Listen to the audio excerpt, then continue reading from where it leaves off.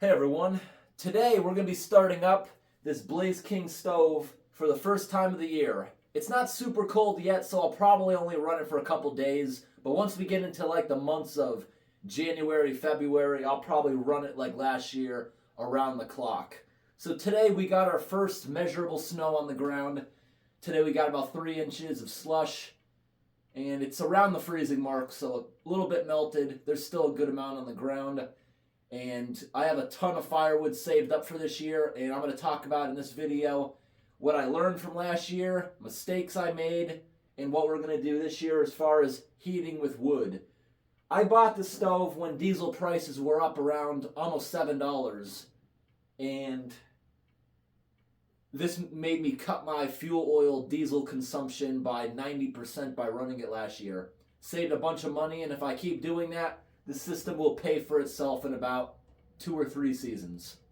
So here is the actual booklet it came with. Right here. This is the exact model of this stove. This stove is rated for a building around 2,500 square feet. My house has a footprint of about 720 feet. Not that big, but we're heating the basement and upstairs, so we double that. Even when you double it, this thing is oversized. That's a good and bad thing. Let me explain why. Today, outside, I would say it's right around the freezing mark. When it's right around the freezing mark like that, the thing is, the stove will actually overheat the house unless you have windows here and there cracked, which is a good thing too, because it'll let some fresh air in also. So this thing, it will overheat the house in temperatures like this, but when we get down to like -40, we almost hit that last year. We got down to -38. I have a video showing the thermometer that day. This thing was able to keep up, but not as hot as it usually does. This thing can easily bake the whole house, keep it around 75 degrees on a normal winter day. But when it got down to that cold, it was keeping us around 65, which is still pretty good. But I could tell that day it was struggling. All the windows were frosted over. The condensation was freezing, but that right there is one of the reasons it's good to have it a little oversized, because if you would live in a place where it gets that cold, this thing was actually able to keep up with it. Otherwise, if this was sized properly, it wouldn't have been able to heat the whole house in that sort of extreme. So I went ahead, I have a system here. If you saw my videos last year, the way we do it is I got this bin here, which lasts a couple of days. I pull my wagon garden cart right up to the window, open it, we dump it right through into this thing here. The wagon we bring out into the woods, collect firewood, bring it back. Most of mine is evergreen. Evergreen, most people are going to tell you you can't burn it. That's not true. You just have to know what you're doing. Evergreen, pine, that stuff, it cures very fast. It seasons faster than any other wood. But the thing is, the sap underneath the bark will actually take longer to dry up. So just because the wood is seasoned doesn't mean it should be burned because of the sap underneath the bark. But that's not even the problem we ran into last year. The problem last year was out in the yard, I was pulling it from piles that were snow covered, putting it in here to dry. It was visually dry, but internally it was still very moist. So when it goes into the wood stove, it creates condensation in the pipe, creosote, and yes, it did start a chimney fire, but it wasn't the problem at all. This pipe here, I paid for the good stainless steel pipes on the outside. They can handle up to 5,000 degrees. It burned itself out without incident. If I didn't physically see it happen, I never would have known about it. It would have caused zero damage. I had the stove company look at it after that. They said, yeah, your pipe is completely clean because the fire cleaned it out. So as long as there's snow on the roof, they said there's really no concern with that. As if there's snow on the roof, an ember is not going to fall out of the chimney pipe and light the roof on fire. So that's one thing that's good. And I also started using this, which should prevent that from ever happening again, even if I do use wet wood. This stuff here works pretty good. This stuff here, you put it like in a spray bottle, which I have here. And I was told by the stove company, you just spray it on a piece of wood like this. Maybe 10 sprays a day. Run it through it. It'll keep it nice. Once that goes up in the chimney pipe, it cleans it all out. With a catalytic stove, do not use a fire creosote cleaning log, because that will actually maybe cause damage to the catalyst in there. So in my state, it's very hard to find a normal wood stove, but this catalytic wood stove, to my surprise, is actually awesome. A normal wood stove eats through wood like crazy, and they're not extremely efficient. This is far more efficient because it has a catalyst in there, so it's actually burning the smoke, so there's less smoke coming out of the pipe outside. Yeah, it has fewer emissions because it's burning off the gas more than a normal stove would. Once we get this going, you'll be able to see it glowing red on the inside there. So this is the first time using it this year, so here's what we got to do. We're going to start by leaving that on high. With a stove like this, you want the bypass open until the fire gets going. Once this climbs into the active range, you can go ahead and shut the bypass, which forces it through the catalyst. While this is open, the catalyst will not work. It just goes up the chimney. You notice there's no damper on this. A catalyst stove is not meant to have a damper, and in an emergency, if the catalyst is broken, you could add a damper. I was told by the wood stove company that could cause damage over time, though, but in an emergency. This came with a 10-year warranty on the catalyst. If it breaks or fails for whatever reason, they'll send you another. So we're going to open it up for the first time this season. I left a bed of ash in there. I'm going to shovel it out into a bucket now. You always want to leave a little bit of ash in the bottom of it because it will save you money in the long term. You see these fire bricks? If you have a little bit of ash on the bottom, it acts as insulation from the fire, and they'll last longer, whether you have these bricks or just a thick metal belly in your stove. Right now, I can feel freezing cold air pouring out of here now that I opened the bypass. So this is the bypass right here. That lever on the side controls that. Got ash all over my hand and camera. This right here is the catalyst, which you'll see glowing red later. You can simply just... I'll wash my hand, but I'm going to remove it to show you. This is a guard right here. And look, the catalyst looks like it is actually clogging up a little bit, but we ran this thing nonstop last year. That might just be the end. I was told to take a simple brush, which I've never done before. We're going to go ahead and maybe brush that very gently on the end, and then we're going to go ahead and try to fire it up. I'll go grab a toothbrush if this doesn't work. Just going to try using the rough end of a sponge a little bit. Oh yeah, look. It's just on the outside. It's not even in there. Nice. Look at that. That cleans off. Actually, nice. It's kind of satisfying how easily that just cleans off like that. So this room the wood stove's in, every time you mess with the fire, a little something comes out of here. So you will find ash on every surface in the room with the actual stove, but it doesn't leak smoke. It doesn't make the house smell like smoke unless you accidentally let some in here by opening it improperly. Because this stove, and I will show how to open it properly and stuff once we get it going. Now I'm going to set up my tripod. I'm going to shovel that out. That makes great garden ash, or you can sprinkle it in the lawn or whatever. Last year, I actually took a bunch of it, and yeah, I drew smiley faces all over the yard in the snow, and when the sun hits it, it conducts the heat and it melts cool patterns. Now I started off with this bucket here, which is actually for animal feed. It's stainless steel, doesn't have any seams. It worked good as an ash bucket, but you know, on the way out of this room, I have wall-to-wall carpet, and I also have stairs with carpet. If I spilled this when it's red hot, because I run this around the clock, I have to sometimes clean it out while it's hot. It would burn the house down. So I got another one here, which it's crimped, not glued. Watch out for that. I bought a bucket like this from the Home Depot. It was literally hot glued together without a crimp. Stupidest thing in the world. So this, you see it locks like that. So if you dropped it, it might not open. So this will be good for cleaning out the ash. We're going to do that right now.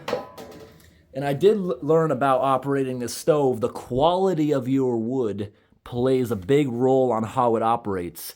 So this thing here can actually go 30 plus hours heating without opening it. That's the good thing about a catalytic stove. But it depends on the quality. If you're burning really good maple, oak, you'll get that 30 hours. If you're burning wood that is low BTUs, such as pine, fir, there's also aspen, which has like half the BTU value, you'll maybe get 12 hours. But a lot of wood stoves can't even go through the night. You'll wake up and it'll be cold. This never has that problem. Now you see, I just put it in there cold, not really any dust coming out. If it was hot, the heat would force it out as it rises. You know, the heat's rising out of the ash and it's going to take soot all over the room with it. So I'm probably going to fill this bucket quite a bunch right now. I'm constantly mopping up around the floor here and stuff.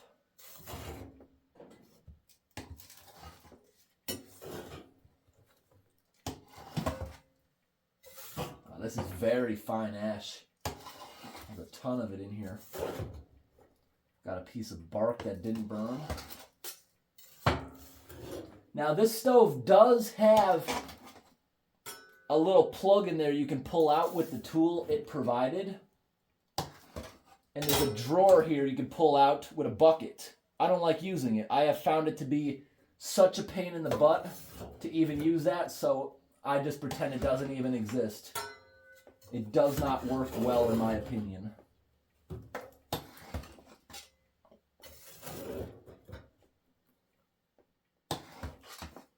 I'm trying my hardest, but there's a lot of... I can smell it in the air. The little particles coming out. So this wood stove, the government is still offering huge rebates on these stoves because they want you to convert to wood because they say it's better for the environment. So this thing here came with a like $2,000 rebate. The installation of any high efficiency appliance came with a huge rebate when I put this thing in. It still comes with one. Alright, look at all that ash. We just got a ton of it that we'll go ahead and throw out in the garden in just a bit. Now I'm just going to take, like, see the corners, spread that around. Make sure there's a nice even layer at the bottom. Nice, left like half an inch in there.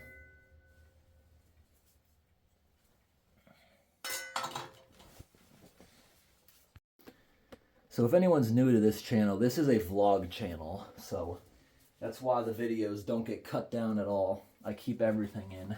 I don't trim them, try to make them shorter. That's not the channel for this. So I'm going to go ahead and just take some pieces of cardboard and throw them in there. I also saved this stuff from Amazon boxes. Go ahead and twist it up.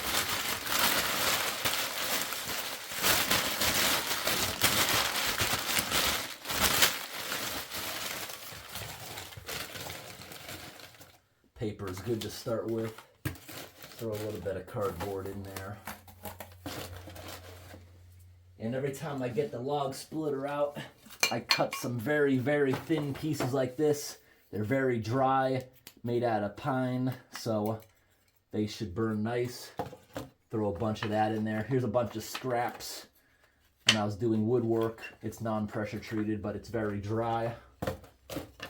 Throw a bunch of that in there. I gotta get the hang of it again. This is my first time doing this year. Last year, honestly, I only started this 4 times because we ran it almost non-stop.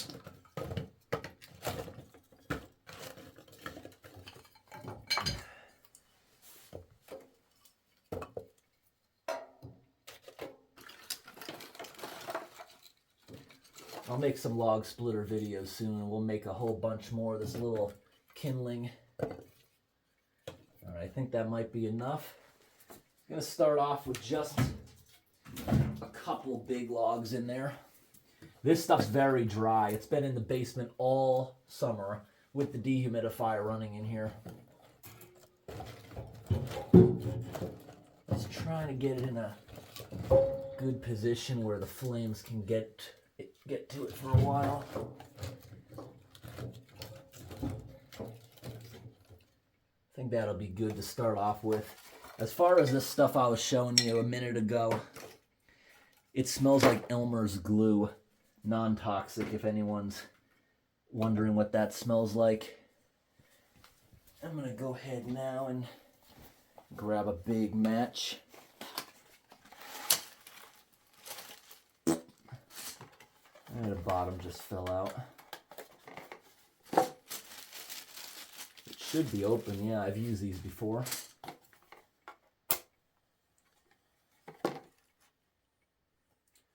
Now, some people like to preheat the chimney on these because right now there's freezing air coming down.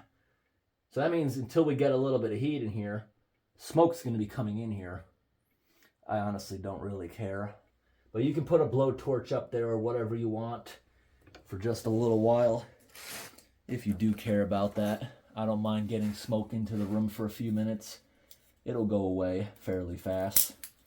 Especially how I mentioned today's kind of a warm day. So I'll probably end up opening and cracking all the windows. But to help out with this, you want to close it like this. Just crack it. The smoke is coming into the room, but once that gets going a little teeny bit, it'll improve pretty fast. The more obstacles you have in your stovepipe, the harder it is to start it.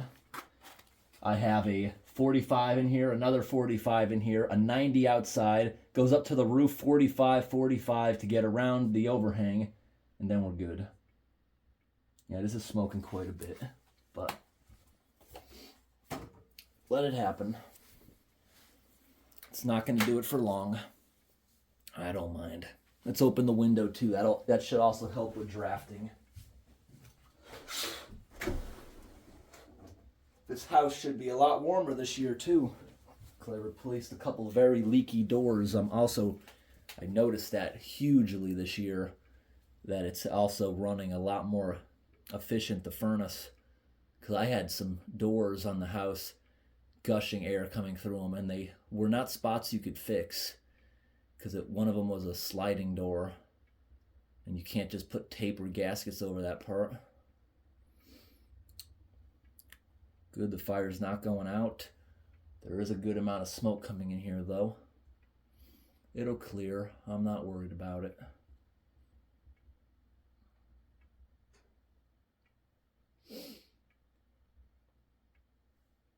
But I am going to shut the door in here because it's going to go out to the smoke detector. I just know it is.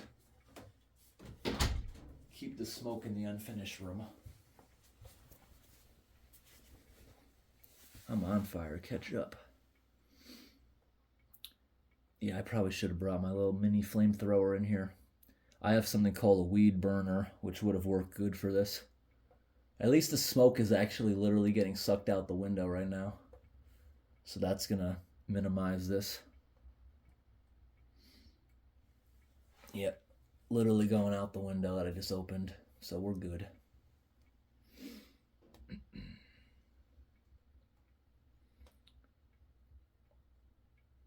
Once it starts making like a sound, it's like I describe it like this thumping noise that even diesel locomotives make. Once you hear that, it means it's starting to suck up the pipe. Oh, it's already doing it.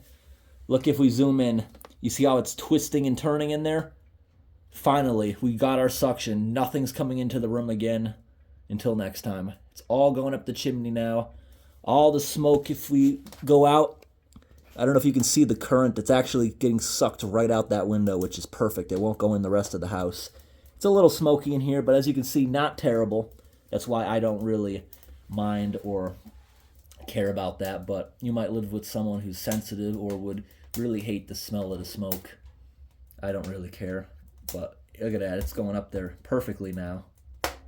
Nice. So now what we're going to be on the lookout for is up here.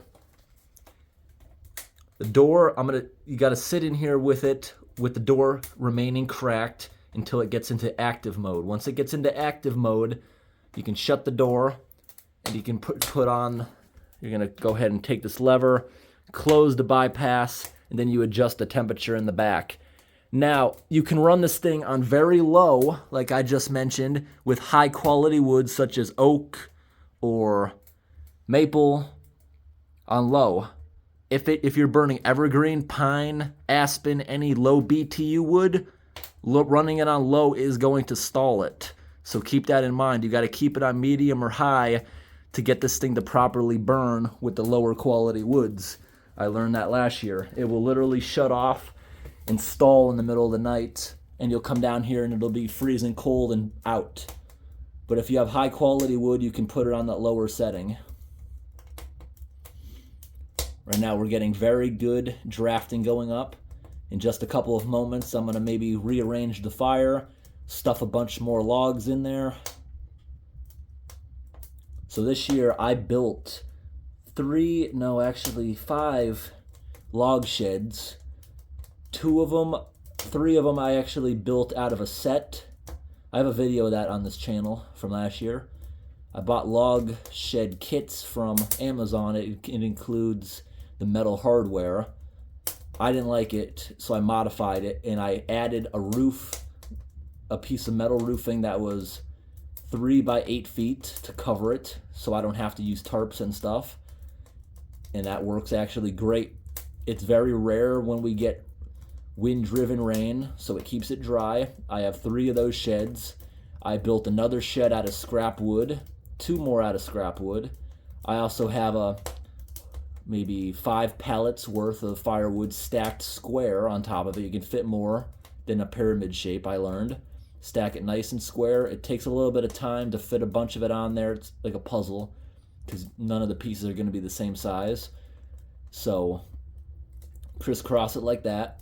Once it's like 5 feet tall, make sure the top's flat, put some metal roofing over it with some rocks, and just go 1 pallet at a time. So my system's gonna be is the nice log sheds are what I'm gonna pull from now. Then once they become about empty, I'm gonna have a day in the winter where I depalletize it and put it in the log sheds.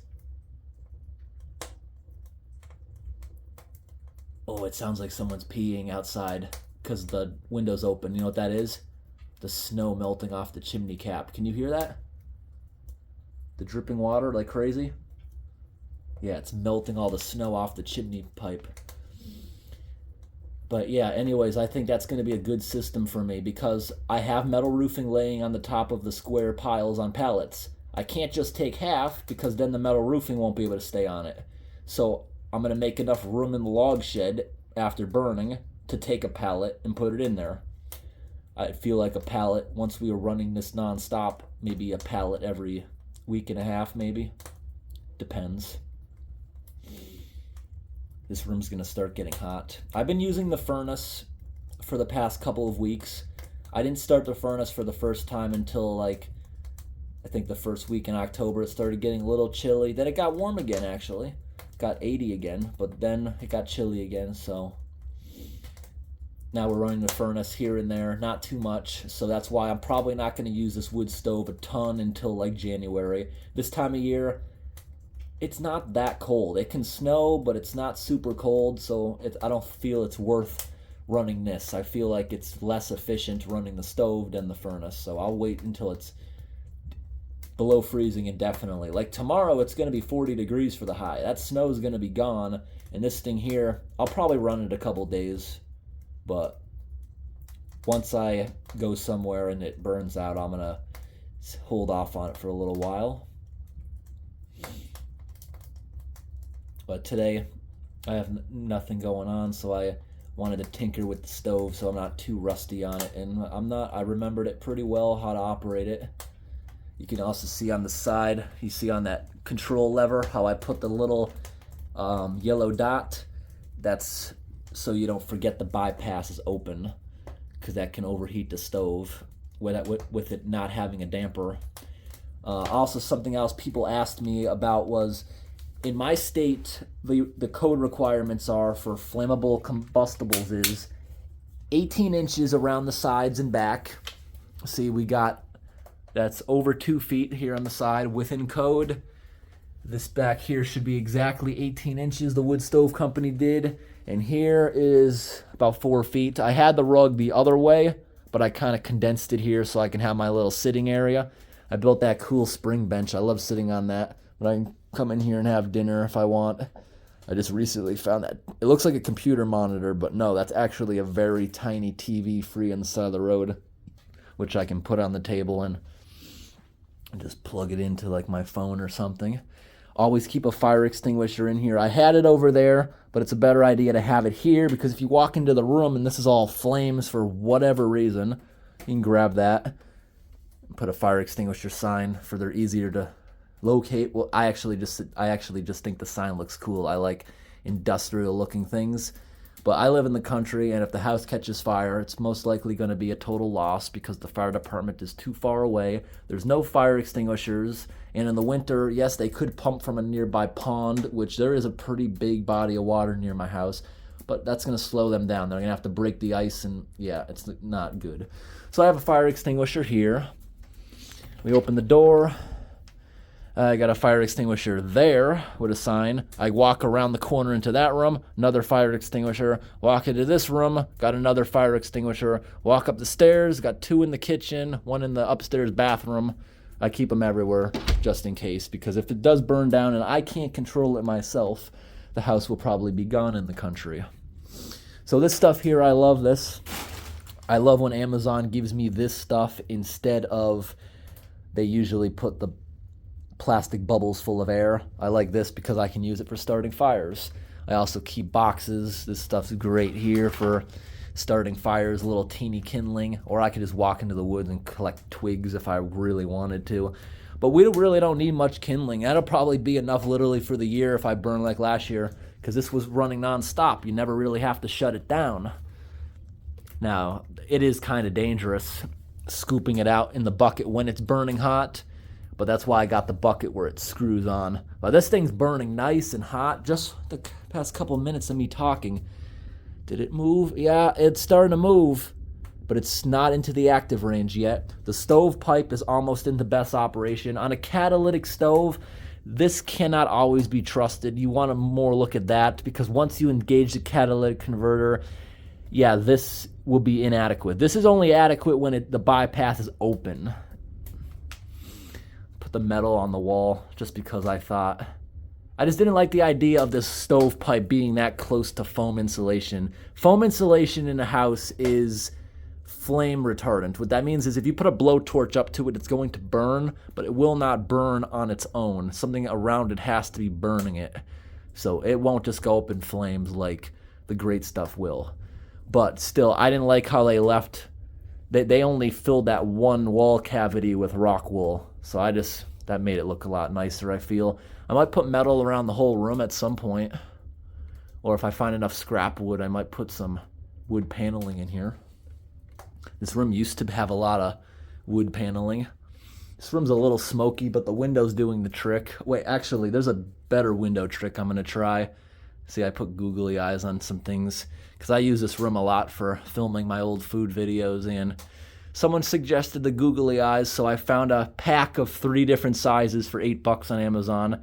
Those ones were too big, I felt, to put on the toilet, so I put them there.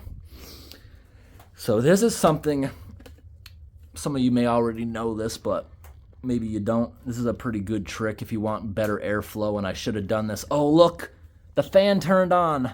Those other ones won't turn on yet because this thing is thick steel. I could probably go up and touch it still, and it won't burn me. That's so cool. That helps move around the heat.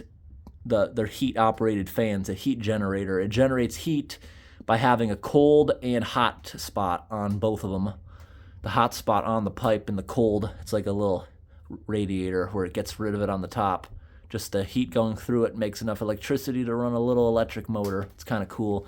Yeah, but you can take a window like this and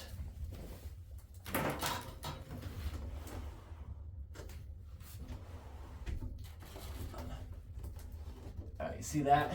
Like this. Cold air coming in, hot air by the ceiling with the smoke will pull it out actually 100 times faster than what I was just doing. And I don't know where this McDonald's thing came from.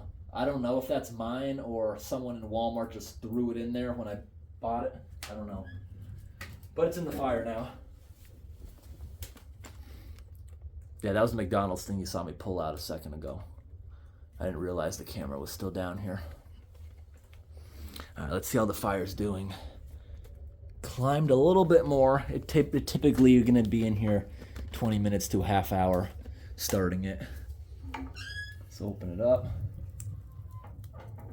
Now that there's a good draft, there'll be zero smoke while messing with it. Let's take our poker stick, poke it around a little bit. That's burning so well. That wood is so dry in there. Let's go ahead and grab some more pieces. I can tell this wood is very dry, despite it being heavy, because it's dense. Dense, high quality maple. Here we go. It's kind of hot, so I'm using this to shove it in there. Good. Get it going good. I love how the smoke is billowing around like that. It's not coming into the room. It did for a little moment, but now it's getting sucked back in there again.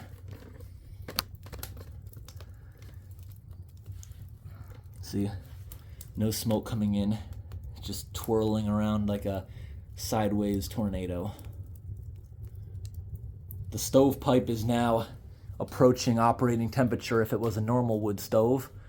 This is actually, I can feel it on my face. It's producing a good amount. It's an optical illusion. It's actually spinning super fast. See? On the top, I can't even tell it's on. It's still completely cold, the stove. On the sides, completely cold. Wow. The back is thin metal, so I bet I'll get burned. Oh, nope, not yet. What about here? Wow, nothing yet. I'm sure I would here. Yeah, I don't even want to touch that. Yeah, so a lot of people last year were asking about, and I moved them. See the water bottles? I had a bunch of emergency water bottles stacked here in the corner. Everyone was like, oh, you're just going to put microplastics in there with all that heat against it. There's heat shields in the side of the stove. It only projects out front. So, yeah, nothing here radiates heat, nothing. The wall behind it does because this is a thinner stuff without heat shields. So that's fine. I don't like how much the flames are going up the chimney right now. So I'm going to go back to having it cracked to slow it down. This is the time when you'd create a chimney fire when you got the flames racing up the pipe. So I'm going to go ahead and leave it cracked again until we get into at least, I like to get it at least halfway into the active. Once it starts really moving, it will just take off into that spot. Out of all the fans, the name brand Eco fan I think is going to be the one that lasts the longest. I had 2 of the cheaper fans fail last year. I think the fans are cool. We got the Canadian maple leaf one. Got the triple one. Got the one for the pipe. Can anyone tell I'm tired in this video? I actually woke up like an hour ago. I'm gonna have this right now, then I'll have a better meal in a little bit.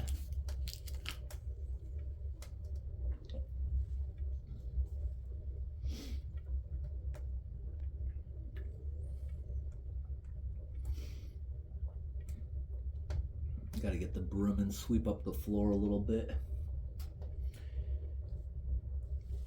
Now, just to put into perspective how much ash, soot this will make into the room. 0 from running, it's all opening the door and messing with it. Can you see right here? There was a rug here last year. You can see it right here where it was sitting. This is soot, there's that. I took scrub brushes, I took mops with detergents. I can't get that off the floor. It would have to be repainted to hide that. But I gotta say, I have not noticed soot, anything building up on any room other than here, because it's not from the smoke, it's from messing with this, and then it settles on everything in the room. Actually, I gotta reattach it. You see this chain of zip ties? This door, I don't ever want somebody accidentally leaving it shut, because I feel like this room would just overheat and actually cause damage if it was to be left shut, especially like the toilet wax ring in the ceiling up there. I have a thermometer up there in the hottest part of the room by the ceiling to monitor it. It has already reached 75 degrees. Down here where I'm sitting is about 70, but that will drastically change. It'll be like 90 where I am, and up there it'll be around, maybe I exaggerated, it'll maybe be 80s where I am. Up there it'll be around 100. Toilet wax seal will melt around 120, so that's not a big deal at all. That's not going to happen. So the rest of the house, it'll keep it average in the 70s, but you open windows to control that. I thought about making a hole in the ceiling and having a gravity heat vent where all the heat that collects in the ceiling can make its way upstairs. No way. It gets too hot already. It works perfectly this way with the same method as the window. With this door, when it's open, you'll have all the hot air pouring out the top, right up the stairs, which are right there, and all the freezing air. You can literally feel a draft if you get down to the floor. Cold air just pooling back down here into the basement, getting sucked over to the wood stove and burned and thrown back up the chimney. I am never going to create a cold air intake on this. I don't need it. It's hot enough already. That's burning super hot in there now. Still not into the active section yet. Nope, not quite yet.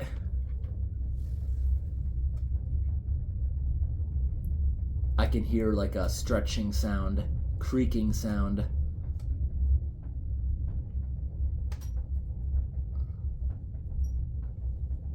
That creaking sound that you're hearing is the double wall chimney pipe with insulation between it outside.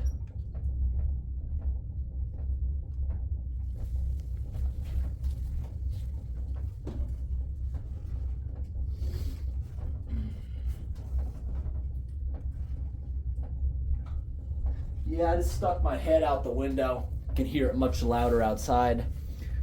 Double wall pipe. The reason you want double wall pipe outside is it cuts down on creosote. If you have a hot pipe outside without the insulation, it cools down the exhaust too fast. It makes condensation on the inside. It makes it clog up faster. The stove pipes actually cost, that was actually half the price of the stove. Right now I'm hearing like, sounds like mice or whatever scurrying in the walls. Can you hear that? It's pieces of dried up debris stuck to the inside of the pipe falling back down. Because this is the first time it's had heat all year, so everything's shriveling up and cracking inside the chimney. And every now and then, if there's a huge gust of wind outside, not today, but I remember last year, a huge gust of wind that actually forces smoke down for a brief second, you'll get a little bit of smoke that'll pop out of the cracks of the pipe.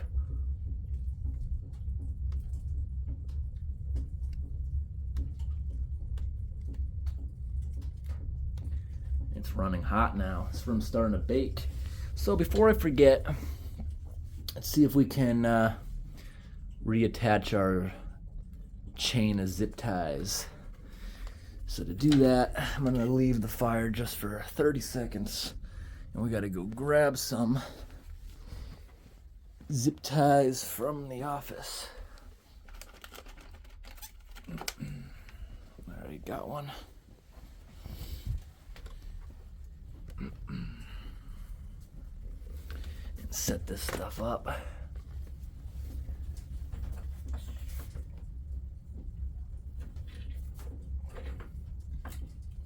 I'll cut the other one off, the one that's on there already.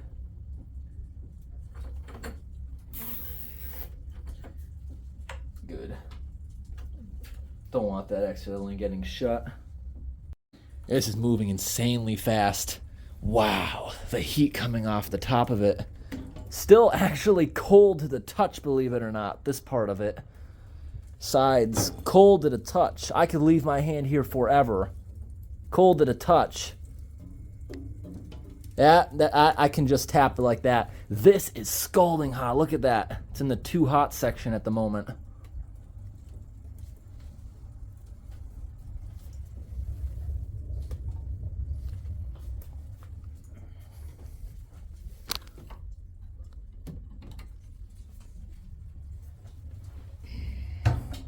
We're gonna shut this for a bit. I don't like that. This pipe, I could actually see it turn a little red, but yet that's not even in the range yet. We're overheating it a little teeny bit, it seems. So I'm gonna let that cool down for a sec. I don't like how the flames are going up there where I could see that starting to turn a teeny bit cherry. Let that cool down.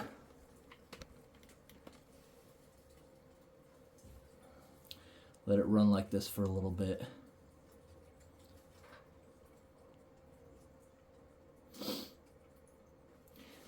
It's finally starting to nudge into the active section. How long was that? 20 minutes?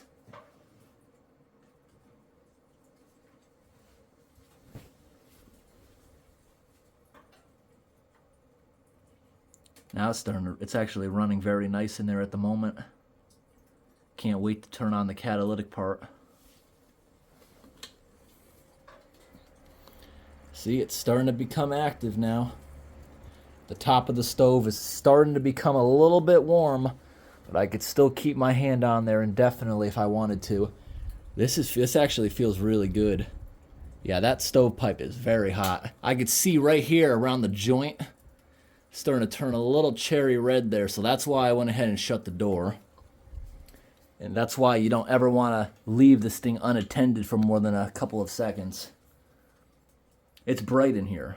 That's why at first I was like, maybe that is just a orangey spot because it's a little rusted. But then I went and flicked the light off for a second, and I noticed it was starting to glow there, which this pipe can take 5,000 degrees, I was told, but yeah, I'm not letting it run like that.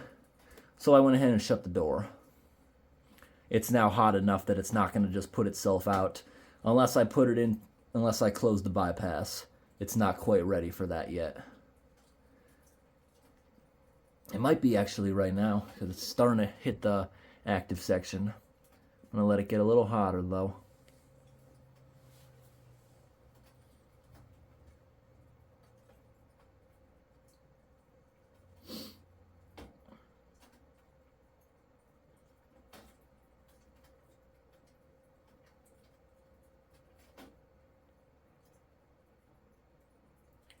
Those creaking sounds inside the pipe are actually kind of freaky.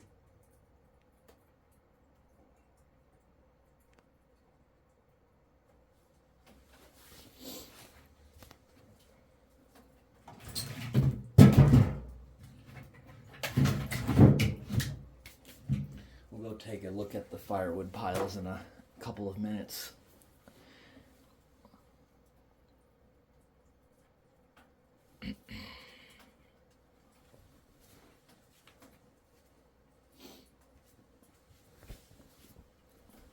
I should get one of those things that like detect heat so you can see exactly where the heat is. Nothing on the wall, but the double wall is actually scalding hot. And that's where the insulation is, that's like super duper contracting and expanding now. It's contracting now that it's cooling down a little bit. The gauge on the pipe has now it just approached back into the normal operation from too hot. So yeah, that thing is still important to watch without the damper.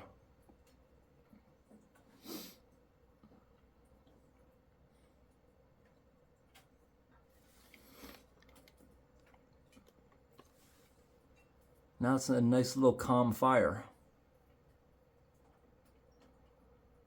Part of me does wish it was actually a normal wood stove with a damper.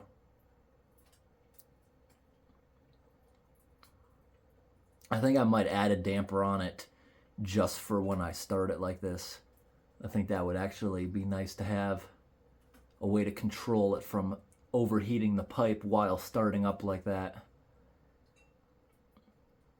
because this is the exact time that the chimney fire did start last time, because it made the pipe scold like that.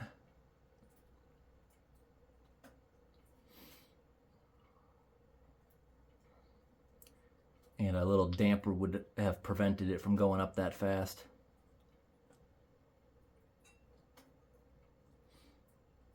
All right, I think we're probably into that section.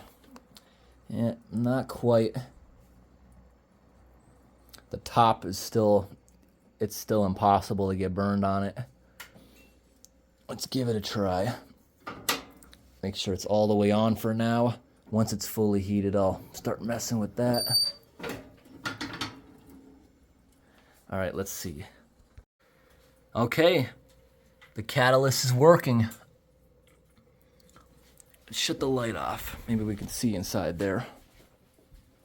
Let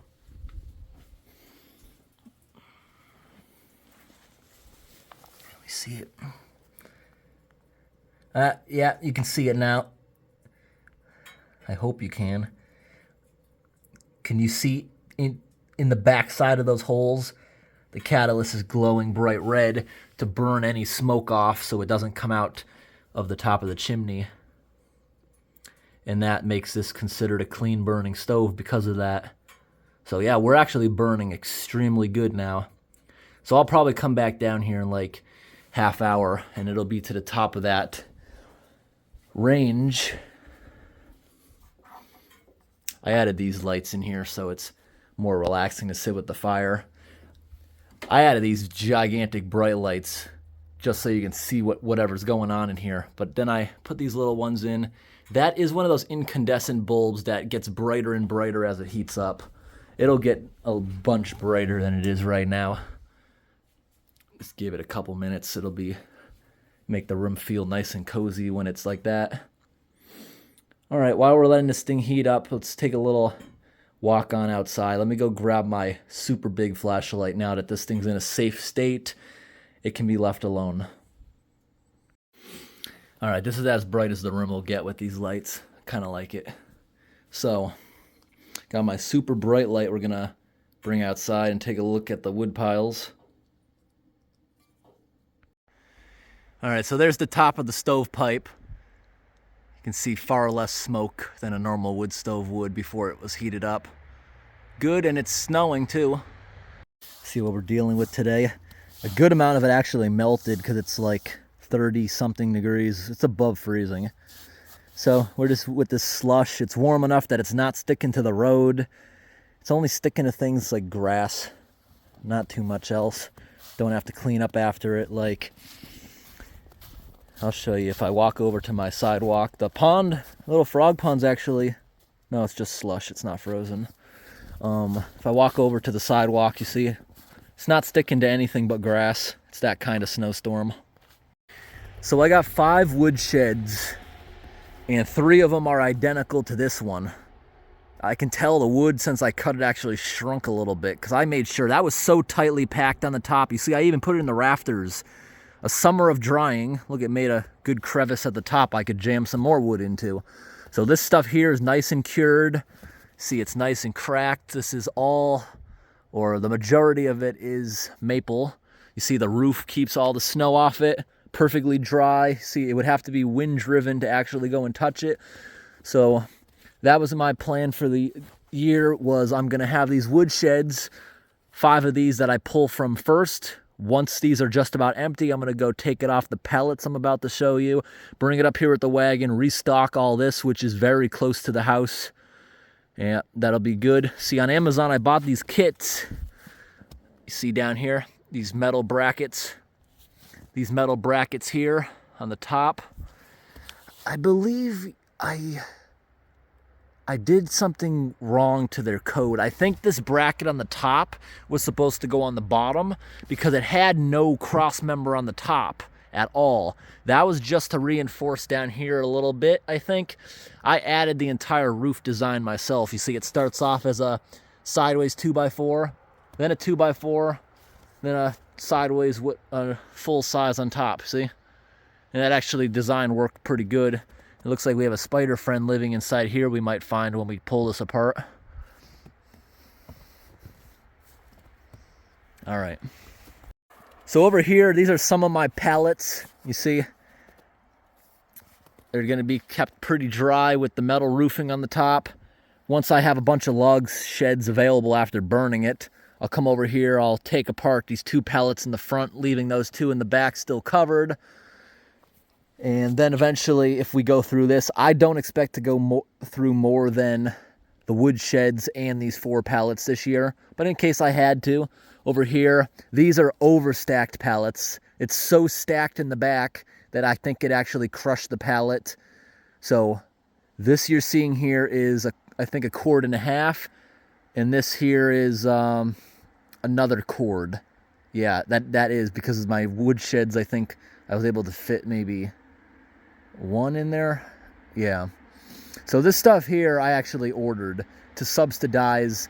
My whole property is these, they're called balsam fir, very low BTU trees, and it's great to mix it 50-50 with this stuff, which is almost all maple.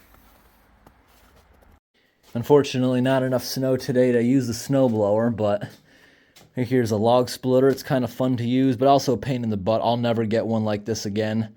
I'll probably go for a gas one if I ever replace it, because the gas ones don't have the stupid safety features that made me have to get a foot pedal and all that. This thing has so many dumb safety features. You got to use both hands to ensure one of your hands isn't accidentally on it, and it goes kind of slow. This is from Harbor Freight, and I've had to replace it twice so far. Good thing I got their warranty. That'll go 2 years. I still got this winter and half of next winter to go. I can keep returning it. The thing is, the gasket right here on the end keeps blowing. And that's ridiculous because everything I have, like I just said, is softwood that I'm splitting. I'm not splitting things like oak with it, so that's ridiculous. But this other one over here, didn't get the warranty, never had to return it. This thing, perfect, the manual one. But it's super duper slow. It's good for challenging ones, I guess, during power outages. Power outages is like the main reason I wanted the wood stove, for heating and cooking. You don't have to really worry about it. Back there's the fuel oil tank. We used about maybe 1/8 of a tank so far this season over the past month. Heavy wet snow has knocked over and crushed all the corn, but amazingly, the broccoli is still alive. The broccoli survived 1 inch of snow last week, and it perked right back up. It might perk back up again. It's going to be like 40 degrees tomorrow. And here we got some wood, which is more for like, probably it's going to end up in a campfire. That won't fit in the stove unless I chainsaw it in half first. But I'll maybe make some videos once we start getting into the burning season. I snow blow this trail here. I use my garden cart, and I will start collecting piles like this. Certain ones, at least. A lot of this stuff fell last year. And like I said, it should be cured enough to burn, but the sap underneath the immediate bark is the problem, and it will create creosote. But just by looking at it, I can tell what's okay to bring in like this. I can tell that tree was already dead before I even cut it.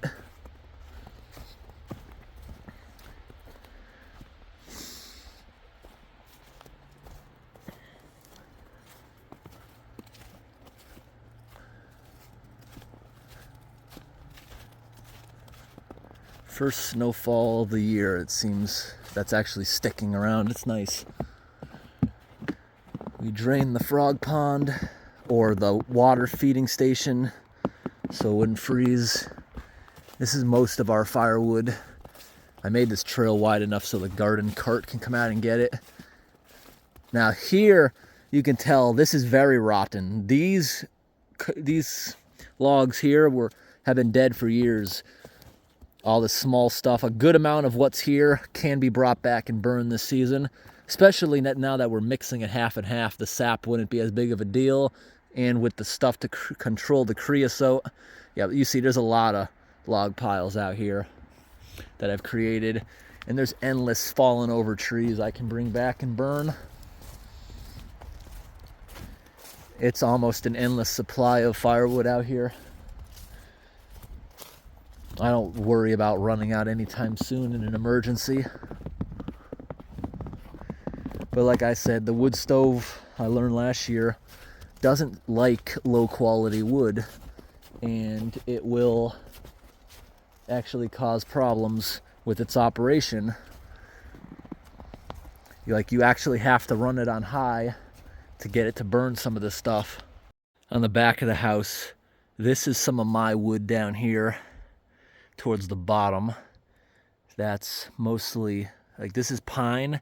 The really dark ones here, look at that. It looks like it aged like crazy, but I didn't cut it down that long ago. I guess it's mold like growing on it. That's aspen. Zero smoke now. I bet I'm gonna go down and the catalytic converter is gonna be completely active.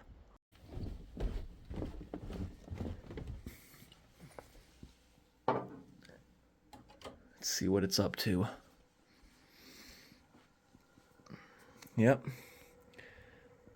Nice place to be. And now we can get that to go down a little bit. You want it in a spot where you're basically killing the flames down. See that? Because even if it's smoky in there, the smoke is what the now hot catalyst is going to be burning. So it's not even just the fire producing your heat. It's the catalyst using the wood gases. It's going to burn the gases the wood's producing instead of releasing them outside. So it heats a lot more than a conventional stove for that reason. But just like me, there are many pros and cons with a traditional wood stove and one of these. Just keep in mind, it having the catalyst in there, like a car has, although a car, it actually makes a car run less efficient. It makes this thing burn more efficient because you're trying to get the heat out of it. The car could care less about the heat. It's just restricting the engine. But on here, it's producing heat inside of the house. So this thing here, I believe, runs, I don't remember the exact number. It's somewhere in the 80 percentile for efficiency, meaning it is sending anywhere from, I think, 15 or so percent of its heat. It's wasting up the chimney. The average wood stove is somewhere between, I believe, 60 and 80. Traditional ones, somewhere around there, a little less efficient, but nowhere as bad as a old traditional fireplace. Oh, the flame just died, and now it's gonna just be burning smoke. See, that's when you gotta tweak it and find that good spot with it. So, yeah, a normal traditional fireplace, it's as bad as 20% because you're literally lighting a fire where it's just sending all of its heat up the chimney. It's barely projecting any of it out into the room. It's only got one side to do so, and it's sucking pretty hard. Like, I'm talking about like an old-fashioned house, real old house back in the day. They were running so inefficient. But these days with technology, they have now gas furnaces that run at like 98 point something percent efficiency. Those furnaces are so efficient that the exhaust pipe is made out of PVC. It doesn't melt it. The PVC is a little warm to the touch near the appliance, but outside it's just releasing steam. Not much of anything. That's how efficient they are. My mom has one of those. It runs, hers isn't that efficient. It's like 10 years old. It runs at like 92, but it still runs with the plastic pipes, if you know what I'm talking about. A lot of new houses have that now. The exhaust is too wet and acidic. It would rot out a traditional metal exhaust pipe or a chimney. That's why it comes out the side of the house. If it's afterwards thought, if it's a new building, they probably routed it through the roof. And it creates condensation that runs back to the furnace into a drip pan that usually has a pump that pumps it into the sewer or whatever. But with those, I've never seen it as a problem. I know it's a huge problem with air conditioning units. Like if you have a central air unit or even my dehumidifier over there that has a drip line, around here no one even has central air units. Everyone got these window things because it doesn't get hot here usually. But if you have central air, you got to have it cleaned, or you got to clean it yourself every now and then, because it will literally gunk up the drip line and it'll just back up into the house or into the machine and stop working. I had that work with the dehumidifier there. I kept wondering, why does the bucket keep filling up and shutting it off? It's because the drip line was completely filled with sludge. What I did was I disconnected the hose, put the garden hose on it, and that pressure pushed everything out of it. Worked pretty good. So now this is usually how we run it. There's small or no flame, just glowing red in there, and it'll burn all night like that. Nice. So this room has climbed to, it hasn't really climbed much. It's like 82 on the ceiling. Down here's like 78. It hasn't climbed much at all, but it will once this thing gets heated. And if I, ouch, yeah, this whole thing's hot now. I bet the sides aren't. Ouch. Towards the bottom I can touch, not the top. Yeah, because this is thick metal. It's like a heat shield. It doesn't really ever project much towards the sides. Oh, we gotta bring that ash out.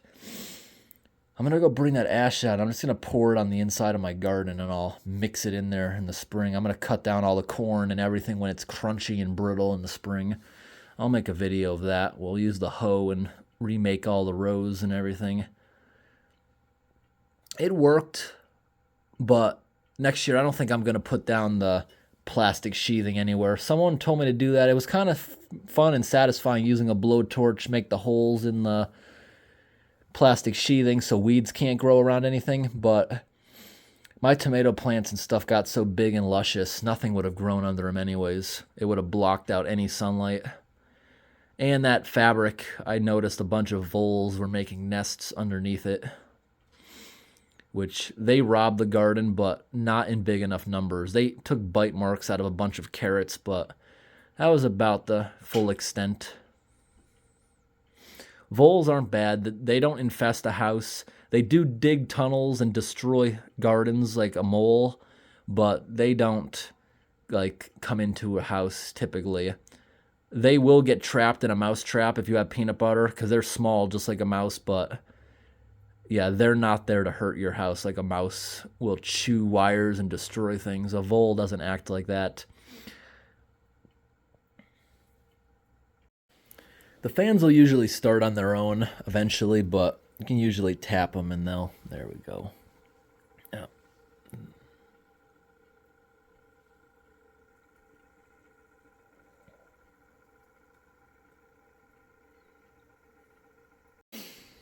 All right, this is stable now. That's about where it will stay in the active. If it gets up there, if it gets into the end there, which is a little too hot, then you can just turn this down, but we're at a good spot now. Now that that thing's running, the dehumidifier, it'll probably not run again until the wood stove is off. I still think it's warm enough. It's not bitterly cold. Cold makes it dry. This will be back on eventually, but I think it's going to be done for now because the wood stove will pull any moisture out of the room at the moment. And that's why I got this thing here. Very curious. I think it's already dropping.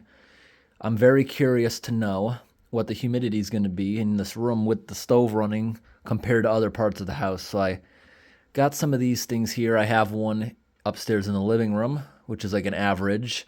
I have one in here. I also have one in the bathroom, which should be the most humid room in the house.